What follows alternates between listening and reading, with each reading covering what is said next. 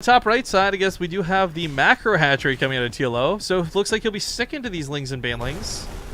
You can talk about the melee upgrades being for Ultras and Broodlords and many other wonderful things, but if you got that macro hatchery down, chances are it's because you need a lot of larvae early on.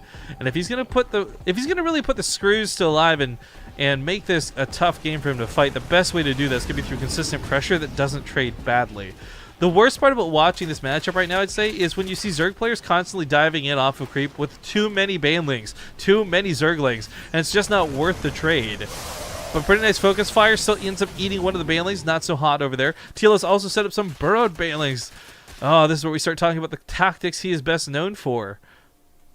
I actually really like this. He's put them in positions where, okay, right now there's no reason for units to path up here and come down, but there's plenty of reasons. Oh, he had to go up to the top of the ramp. Alive scans for that too. I don't think he was scanning necessarily for burrowed Banelings, but he was scanning to see where TLO's army was. And the Banelings, unfortunately, are just going to have to re-burrow over here and force out another scan if Alive wants to kill them. The two on the bridge also guarantee that nothing walks across that bridge with too much ease either.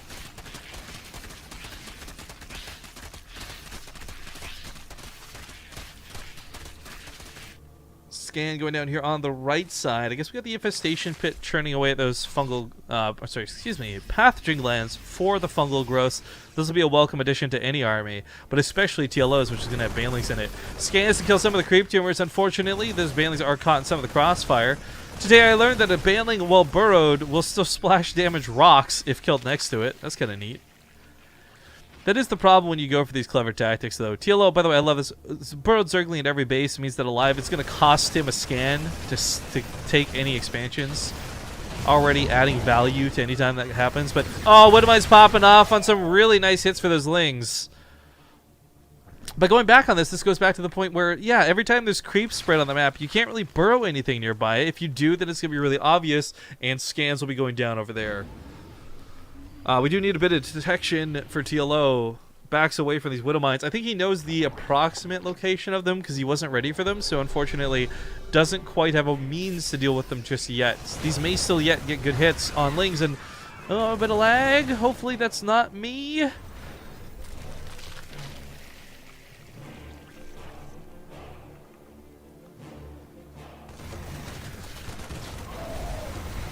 Running left, running right. Banelings, you managed to burrow in the heat of battle. These are the best Banelings, by the way. When the ones that are, it's almost hidden in plain sight. You weren't looking for it because you thought you killed everything.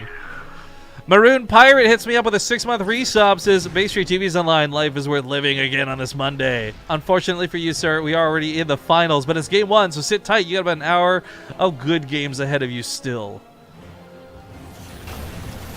Lings hoping to run all over the place. A couple burrow. It's going to force scans to just cause some shenanigans. I mean, really, TLO has set up this thing where it'll be nice for further engagements, but right now, there's nothing you can really... Like, these aren't Banelings. I mean, I hesitate to say this because I am on the other side of this balance complaint, but I wonder how cool it would be if you could morph burrowed Zerglings into Banelings underground. I mean, it's just a cocoon, right? Like, that's what the burrowing is already kind of accomplished in and of itself. Units choked to the main, unfortunately. Can't quite reach out for these, and the Zerglings will run over to the natural base. Maybe get a couple kills over here. This draws Alive back for a moment. Fungal Growth catches the Medivacs, but no follow-up available. Simply more Fungals.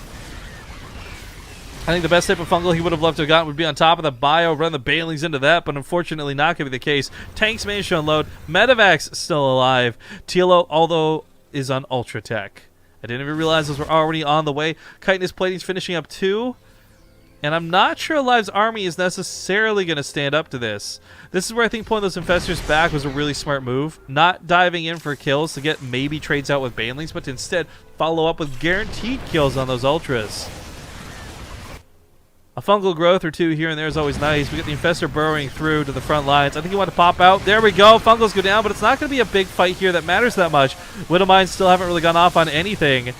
Hits some of the Lings, and TLO may have found himself a little bit too over-dedicated, but hold the phone! He actually gets a huge Fungal on the top side of that army! Takes out a good quarter of Alive's forces and continues to push on through.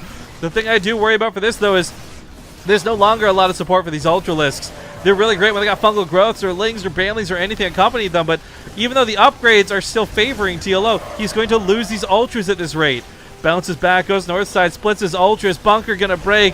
Alive's army, though, trying to do what it can to punch through this impossibly thick chitinous plating. What's the default armor actually called on these guys? Zerg Ground Carapace. How lame. Terran get like cool names usually. I guess it's just the weapon upgrades. Either way, TLO gonna take the game #1! And that gives them a nice lead here in the series. But it is the finals, and I need to play some breaks, so don't go anywhere, guys, and I'll see you soon with more. Alright, folks, we're back and getting into game. Thank you for watching that quick break. It is game #2 here in the finals of this week's Corsair Cup. Spawning in the bottom right side of the map. He actually leads 1-0 to his opponent. It is going to be the European defender, the Blue Zerg, TLO. And in the bottom left, it's going to be coming from Korea, the away team player, the Red Terran, Alive. A lot of people really happy to see the way TLO managed to take that game at the end. But unfortunately, for Alive, it's not a good start. That was a pretty solid game out of him, too, leading up to that point. Nothing too risky, nothing too crazy. Caught a lot of broad bailings. You know, TLO didn't get away with a lot of shenanigans. TLO got away with freaking ultras and macro. And while I'm sure that's going to inspire some balanced complaints out of some in chat, I would like to remark that I think it was a good game out of TLO, and I think he definitely deserved that victory. But Alive really makes me question. So it was his map pick. For those who don't know, in the Corsair Cup, it's loser's pick, and he chose to go on Frost.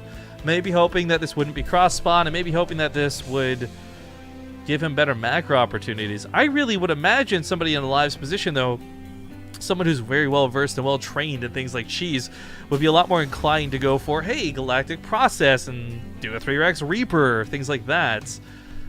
Not how that played out, though. And really curious to see how and what he has in store for this one. Now, of course, big thank yous to Corsair, as I've been constantly reminding you guys about. They are the sponsors for the tournament. The best way that you guys can help us out to ensure that we keep getting more awesome Corsair Cup action in the future is to, first off, go click the links down below in the stream. Those links very particularly tell them that you came from Base Trade TV. Secondly, if you want to buy any gear, that's awesome. If you already have any gear, tweet us pictures of your gear.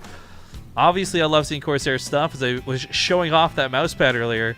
Absolutely unnecessary to have these lights, but it looks so goddamn pretty because of it. And the mousepad, I will say, now that I've used it for about an hour or so of casting, it's very nice. Like, the traction on it's fine. I don't see any resistance. It's quite comfortable, and there's no weird thing where the laser's darting all over the place. Like, if anyone's ever done that with a mouse, I mean, let's be honest, every mouse has done this at some point. You get like a little piece of hair in there, or you're on a reflective surface, and it darts all over the place, not where you want it to. I will say this mousepad's awesome. None of that going on whatsoever. It is 10 out of 10.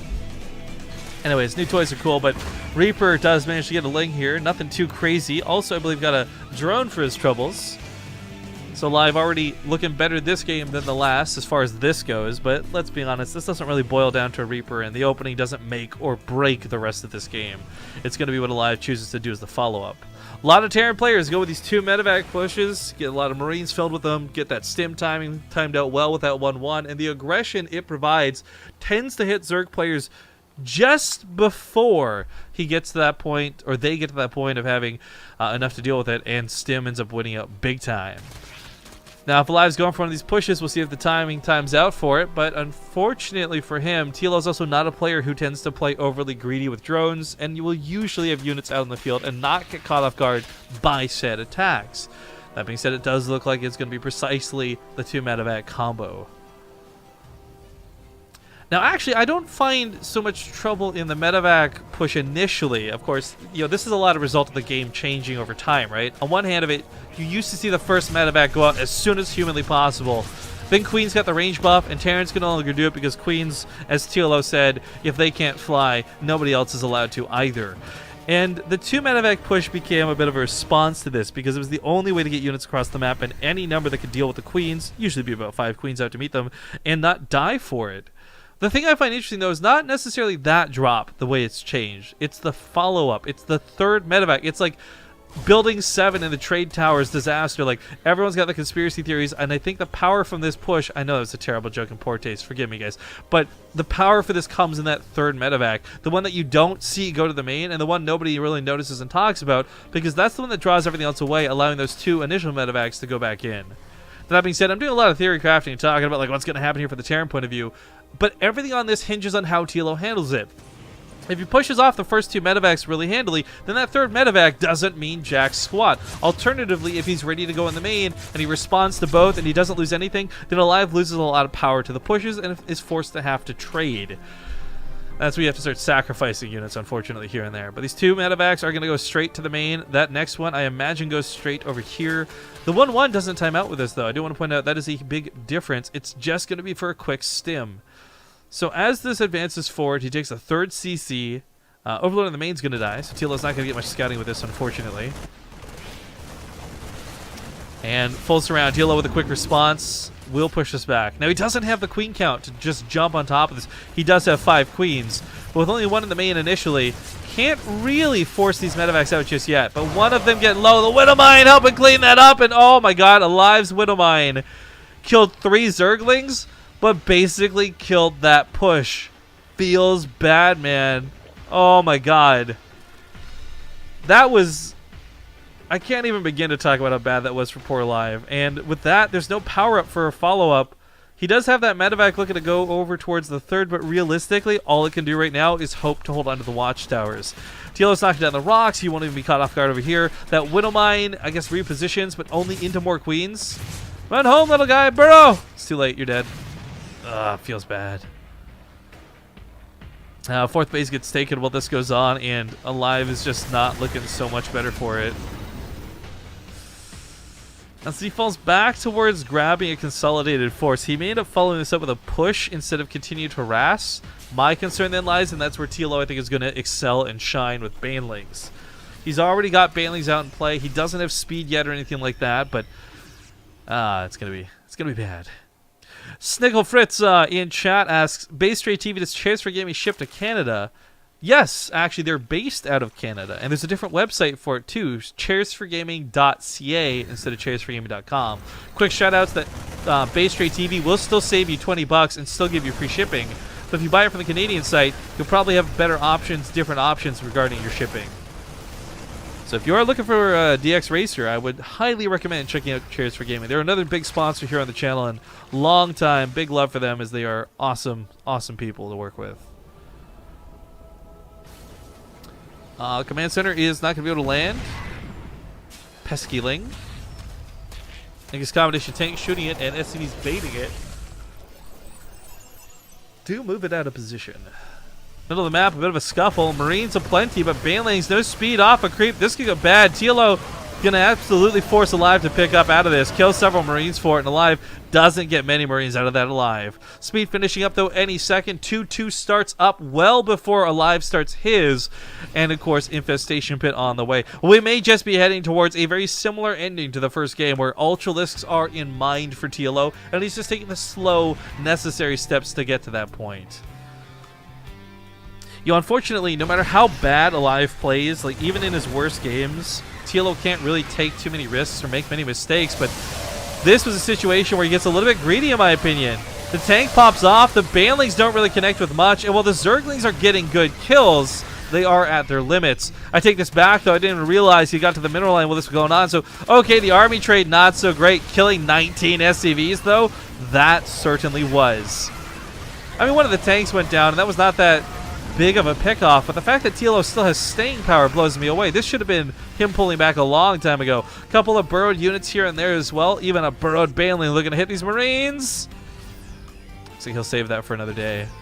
There's really no reason for Alive to be scanning this either, so he won't lose those anytime soon. But maybe on the retreat as the units get pushed back into this Baneling. TLO, he's got the Burrow, gets a huge hit on the core of the Marines, and this forces Alive back once again. More SCVs go down, the ones that have been transferred through. Marines are so low, the tanks are helping friendly fire them down. Banelings get big hits on the front line, and TLO is continuing to just flood with more and more Zerglings. Well, maybe I was hoping that this would go straight to Ultras. TLO has once again littered the ground with burrowed Banelings as he retreats back. Alive doing double scans to check the 4th. He checks the main, but the Hive's actually at the natural, so he won't see any of these crucial timings. Scans to see what's up. I think Alive at this point is fully aware it's not safe to go anywhere while TLO has Burrow. This, by the way, is one of those rare times where I think a Raven is well worth investing into. Consider that Alive has just burned almost 6 scans in the last 2 minutes. One Raven would have saved him so much energy. Like, gosh.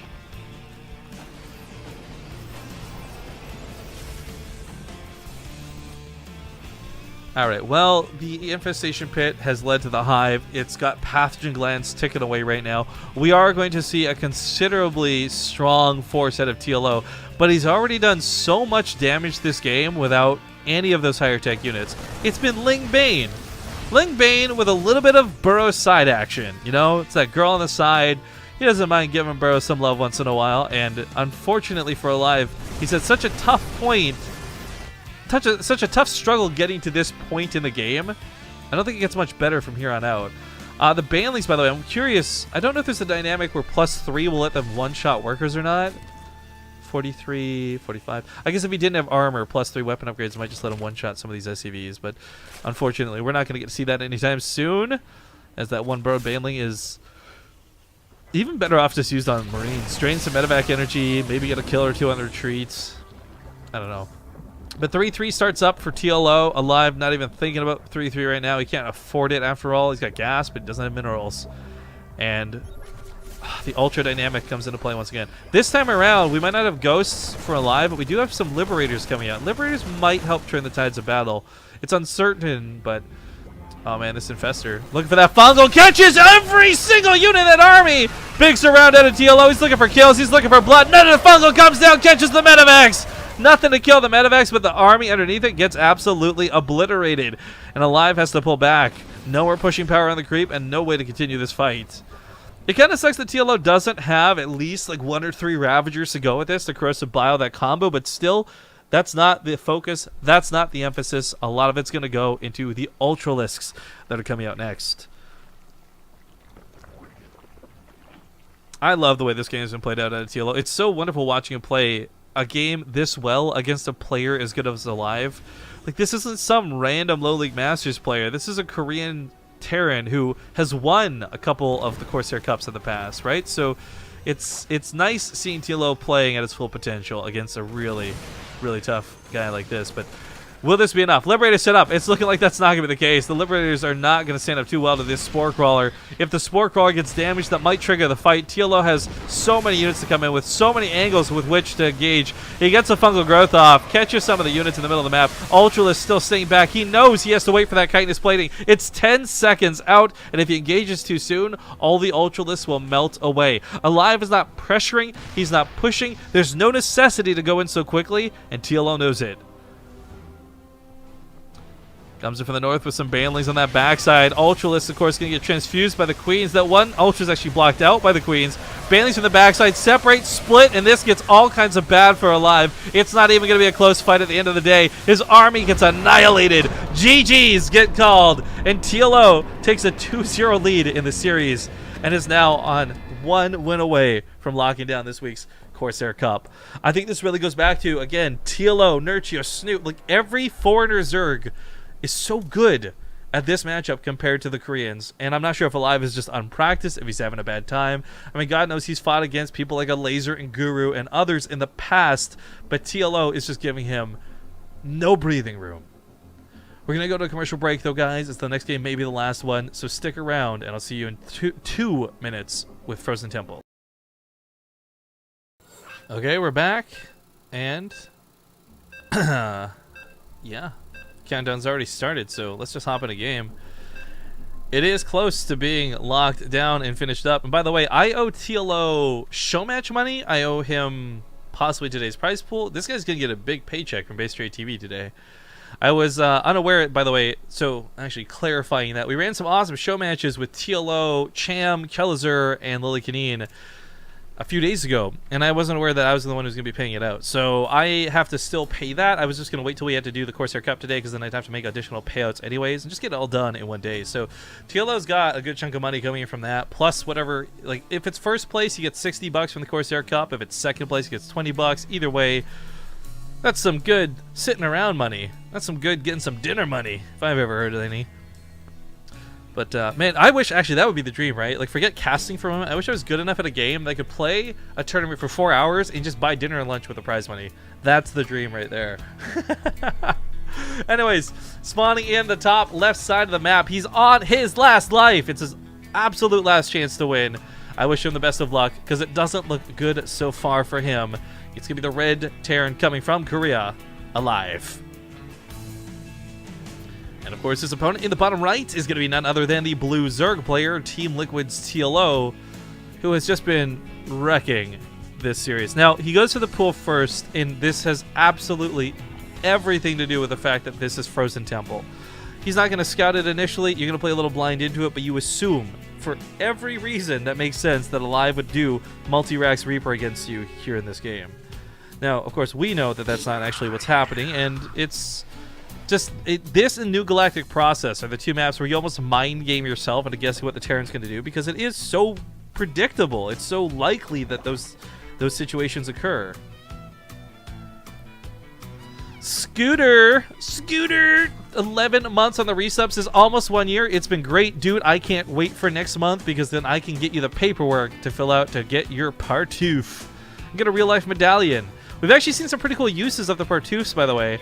I know there's like Meal Mage. I've met him in Vancouver a couple times. He turned his Partouf into like a medallion. I know some people have straight up mounted them on like walls and stands and things. It's always really cool to see the way people value these coins. I say coins, but really it is more like a giant poker chip made of metal. It's like a slammer jammer for if you're playing Pogs, dude. Anyways, a couple Lings gonna poke up into the base, and they won't reveal too much. The one Reaper in the main is actually gonna be a little bit of a problem for TLO. He tries to build cancel that Spore Crawler, nicely done. Another drone gonna go down for this. Catches the Reaper almost, but one drone goes down, and unfortunately another one almost dies with it. The Lings would ideally have picked off the SCV build in the command center, but Alive perhaps overreacting to this, thinking a lot more Lings are on the way, because there was nothing at home defending against that Reaper. You kind of assume, okay, there's 2, but there's probably 4 or 6 coming. So a little bit awkward, but not too bad overall, as he does keep the command center alive, the SCV alive, it finishes, and now he can play the game out the way he'd like. We got Rimcraft in chat commenting on the animation for the break screens. The animation's awesome, boys. Both Terran and Protoss against the Zerg. Zerg needs some love. So in that instance, Zerg is kind of like ad block, and the other two are myself and Zombie Grub trying to make pennies for every time we run a broadcast. And it does take... my point is, don't watch the animation, dude. Turn off your ad blocker and consider watching the ads instead. That's all I gotta say on that matter. I know not everyone gets ads though, and some people actually straight up feel guilty, and that's fine too. It's all good. It's all up to you guys. I actually, if you ever want to have Rifkin, just if you want to be guilt-free whenever I talk about not watching commercials, my Patreon actually has a ad block absolution ads tier, so you don't have to feel guilt at all for contributing. I think it's like $2 a month or something. Man, I have not advertised my Patreon in a while. I should actually rework on that. I always get so disappointed because the Patreon never works out the way I want it to. People, on one hand, it's my bad because I don't get to follow up on all the rewards that I want to, and on the other, nobody really claims them. Like, for example, we got this one option for people to pick a host, a channel to host. Like, let's say you, Joe Schmo's Twitch user, have a best friend who you want to surprise with like a 2,000 viewer bomb. You know, $25, I think. I can't remember what the tier reward is off the top of my head. Like that, we'll host them for you once a month. We'll hook you up. Like, there's some cool rewards on there, but nobody claims them ever. So I don't know what to do with my Patreon to make it more enticing, because yeah, nobody takes advantage of the things.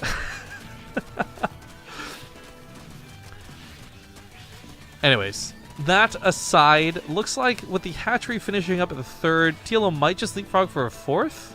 I'm not sure why the drone would come out so early otherwise. Yeah, it looks like he'll do just that.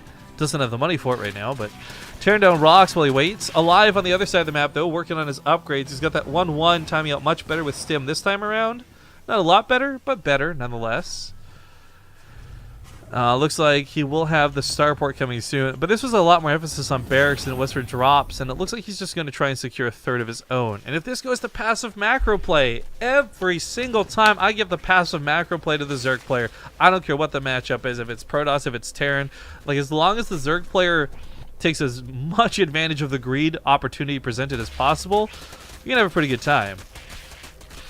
Now TLO is droning pretty notably, but he's also getting army units too, so he's not aware that Alive's not really looking to do too much. In fact, doesn't even know about the third just yet. That Overlord could ideally come down and scout. Not a lot of Overlord speed out of TLO, so he's not going to be able to get down there easily and check. And I'm such a big advocate and a big fan of people who go Overlord speed. I think Snoot, amongst others, are really good examples of where it pays off the most. But TLO is also a smart guy, and he might just be simply guessing what his opponent's doing and guessing correctly. What is this link in chat from Marcos? Oh my god, first off, it's Dodger, so automatically love whatever it's going to be. Secondly, my favorite color is no pants. Where can I buy that t-shirt? Can someone find me a link for that right now, please? Please? I know some people look at that in like a sexual context, because you're like, haha, no pants. But me, I'm just like, no, fuck wearing pants. They're constricting, they're uncomfortable. Boxers all day, every day, please. So please, if someone has a link to that shirt, I'm going to buy the fuck out of that right now. Pardon my swearing. We do have the Zerglings. Okay, that was a bit awkward. The Zerglings burrowed over here. They don't really do much in terms of like threatening damage. After all, it's one Zergling, but it is scouting for TLO. And while you can't keep Overlords up because Alive will snipe them off, you can keep the Zerglings burrowed and see exactly where that army is moving. So he's aware that the wall over here is left undefended because he just saw everything moving to the left side. Otherwise, this would be a risky move to go in like this. Could be Widow Mines, it could be everything waiting for him on the other side of that. Dehumanizer brings up a good point about ads, by the way. If you're using Twitch Turbo, that works too. Twitch Turbo is really awesome, and for those who don't know how Twitch Turbo works, like, yes, you have to pay for it, but what it does is if you're in the channel, every time we run a commercial, Twitch just counts up the amount of Twitch users that have Twitch Turbo. So, like, let's say it's 100, right? They'll be like, okay, cool, we'll just apply that number to the ads, and there you go. So it just pretends everybody saw the commercials, even if they didn't. So Twitch Turbo is another great way. Absolutely. I mean, I prefer money to me. Oh, big hit out of TLO! But, you know, whatever floats your boat. Twitch Turbo lets you help a lot of people at the same time, which is always nice, too.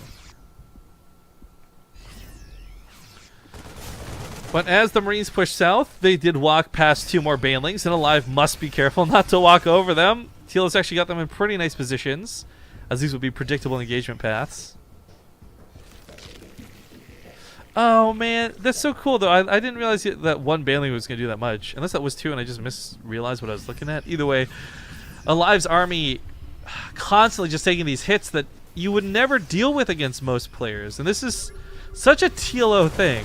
Now unfortunately, that problem we brought up before is the fact that it's on creep this time. So you are going to catch any Banelings burrowed on creep.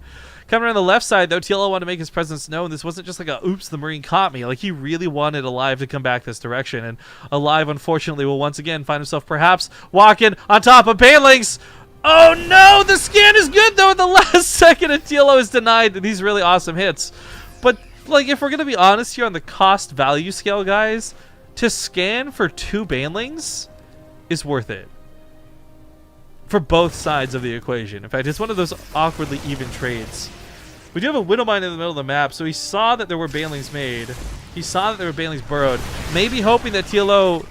Oh, was that bait out of TLO? Was that the sickest bait out of TLO? I think it was! Makes him look like there's no Banelings in play, but big hits on the core of that army. And once again, Alive loses a lot of what he had to fight with. TLO may be on a similar army supply, but it's 144... Zerglings, sorry, 142 Zerglings to the 50 Marines of Alive. That's almost 3 times the Zerglings, not to mention there's Banelings, there's Queens, there's going to be some Infestors and Ultralists on the side of all that. It's just a numbers game that really favors a Zerg player who's trading out like TLO. But oh my god, the Widowmine had just killed 17 units, and while TLO was getting phenomenal Baneling hits this game, he unfortunately takes a really unfortunate Widowmine hit here. Unfortunately unfortunate. Let's get that out of my system and never do that again.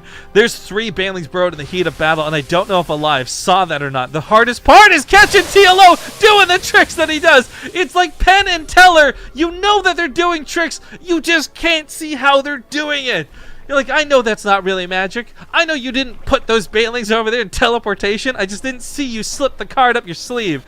And God, damn, TLO is so good at doing that in the heat of battle. And I love it too, because it's really obvious. If you burrow all your units, everyone sees that coming. If you burrow 3 precisely, it's really hard to tell with the corpses flying everywhere, even on low graphics settings. But even harder to tell on high and ultra. What's up to the stream? Just bragging a little bit, but 2 more banelings for TLO! Alive! It's not safe! Go back home! This is how people develop agoraphobia. Too scared to leave the house, not safe to leave the base. And once again, I stress, build a Raven at some point. That being said, I like what he's doing back at home. We got a Ghost Academy coming up, and maybe, just maybe, the Ultralisk will not run so rampant this game. But make no mistake, guys, Ghost and Snipe are really not in a great spot right now. It's one of these units where Ghosts look incredibly overpowered or they look absolutely terrible. If TLO, for example, ends a fungal growth on the Ghost, the dot tick from the fungal interrupts the Snipe and they can't actually shoot the Ultras. Alternatively, they EMP the Infestors and then free fire on the Ultras, and you're like, damn, Ghosts are good units. Either way, full upgrades for both players. 3-3 for Alive, finishing up right around the same time. 3-3 finishes up for TLO and Chitinous Plating, and everything you could possibly hope for. Zerg tech out the wazoo.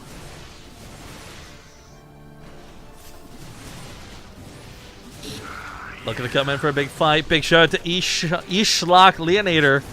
19-month resub. Banelings and Ultras on that front line. The Marines, the Bio, they get fungled.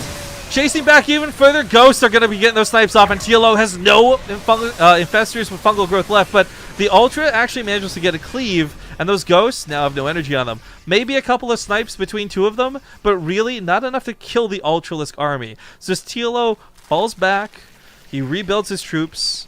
He should be okay to go for round 2. But man, if Alive wins this game after so many amazing Baneling hits from TLO, I am going to be astonished. However, that looks to be the way this is going right now. Liberators still have shaky answers. TLO has never really invested much into anti-air through any of the games so far, and he's up 2-0 for it. So I won't question that just yet. And he's actually going to run around the army and decide to go for these multiple attacks through harass. Wouldn't mind the depots does take out a good chunk of the lings, unfortunately. I don't believe he... Oh, he did get Adrenal Glands. I didn't see that finish up. So these are cracklings, and they are burning through the supply depots. TLO actually might even supply block Alive off of this. But says, no problem, let me help you with that supply block. I'll kill some of your units.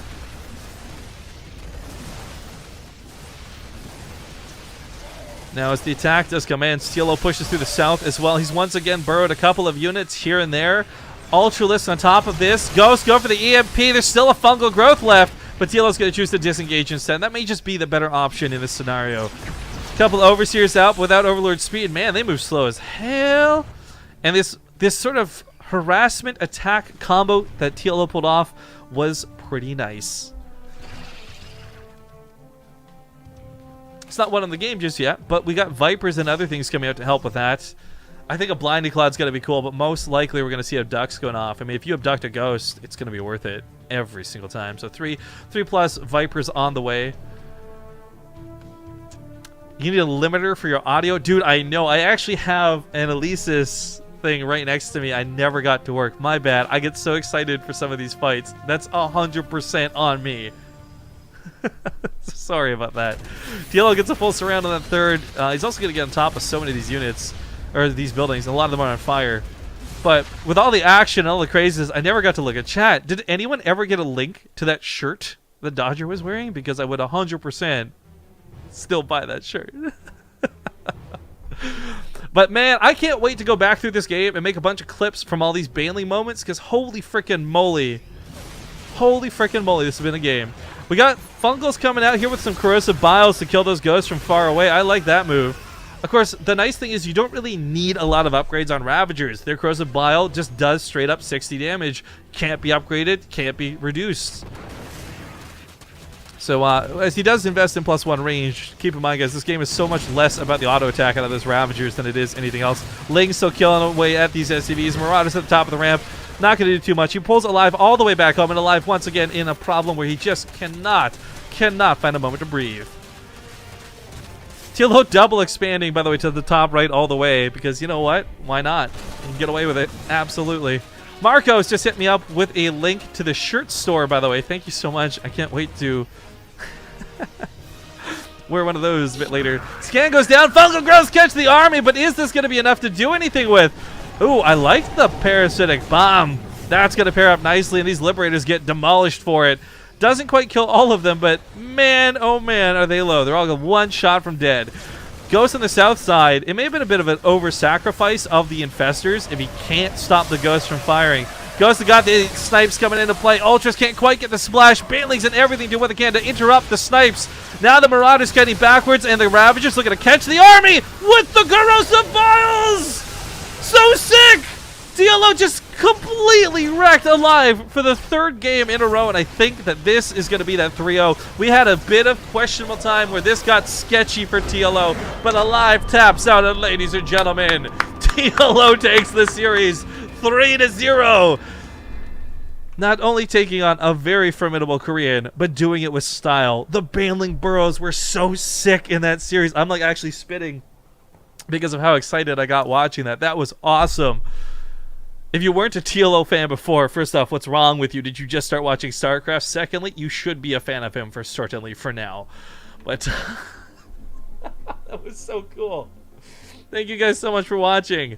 I'm going to go commercial break, do our shout-outs, we'll come back, we'll find a host, all that good stuff. Don't go anywhere. I'll see you guys in a little bit. Hey everybody, I got a little bit of a treat. TLO is joining us. I know it's not like super cool to do this for like a weekly cup victory, but I thought that last series was really awesome, and I wanted to get some of his thoughts on it, actually, specifically with the Banelings. Before we do this, though, I will reiterate some of the things that he and I just finished discussing during the break, but also that I've been harping on during the series. Alive is a really good player, and he was coming to Europe at a terrible time in Korea. Like, he had a lot of odds working against him in that series. That being said, and that being understood by TLO and everyone watching, that was still a really fancy way to watch you play that game, man. All three of those games, to be precise. Well, thanks. It just feels good to be able to pull off the way I want to play again. The bootcamp just helped a lot. Being in Utrecht together with all my teammates and getting so much support from Team Liquid. Just basically having everything taken care of for almost 2 weeks. And just being able to put out 45 games every day without any worry about anything else. And I think that shows. And I hope I'm going to be able to show a lot more of that the upcoming weeks now. It's kind of sucks